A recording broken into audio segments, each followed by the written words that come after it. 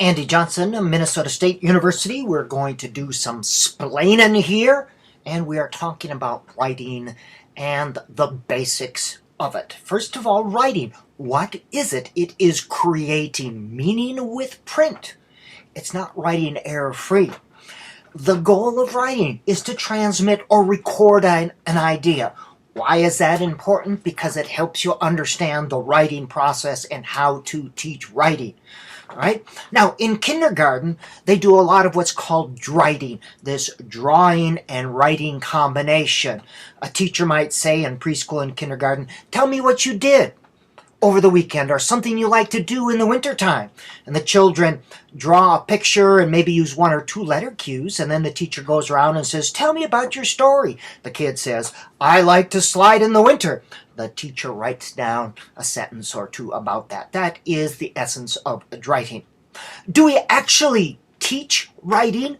Well, we teach the process of writing. Not enough, mind you, even though there's bodies and bodies of research that says teaching the process leads to higher quality of writing and leads to better mastery of mechanics, grammar, spelling, punctuation. We don't really teach writing.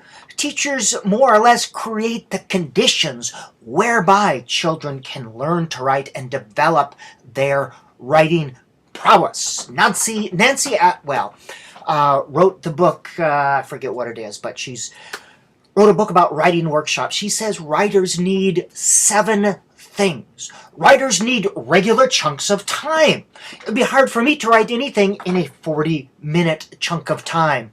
Younger children need 40 to 50 minutes. Intermediate, middle school, high school, they need an hour and a half, a free chunk of time to write, to think, to go over, to get feedback. Writers need their own topic. When I write a book or an article, no one tells me, well, Andy, you must write this. No, I choose my own topics. That helps students motivate. They are motivated when they can have choice of topics, choice of books to read. And that ensures that writing it comes from within. It's not an external lame prompt like, tell me about the grain export from Bolivia.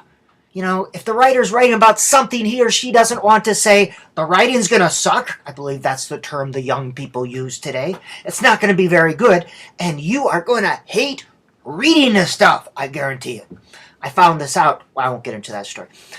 Writers need responses, not correction, but responding to an idea. As you're going to see, there's a place for editing. But you need to respond to ideas. I like this. Interesting. Tell me more.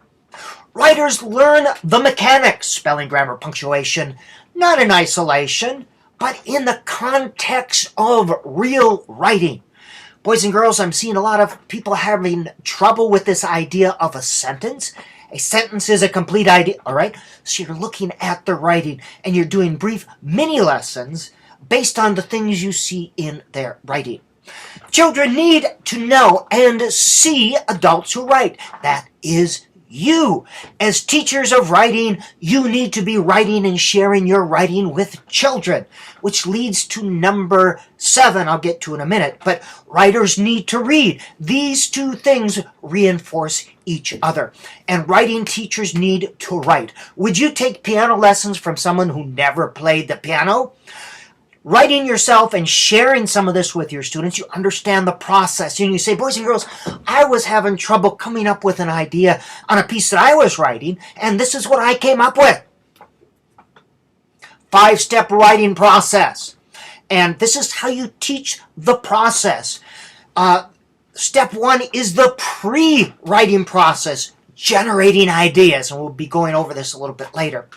Drafting or sloppy copy is when you get the first attempt on paper. It's like throwing a chunk of clay on the potter's wheel, and then step 3 is revision or revision, see again. This is where you begin molding it.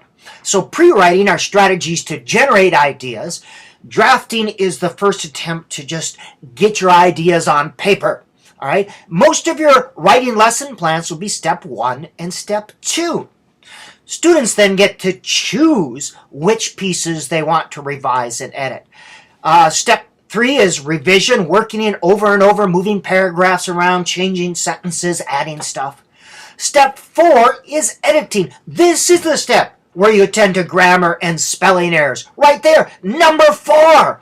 People that try to write and draft and edit at the same time, if they do step 4 at step 2 simultaneously, they get a constipated writing process. Nothing comes out.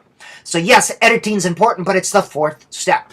And then the 5th step is to share or publish. This is what makes writing come alive, when you get other people reading and responding.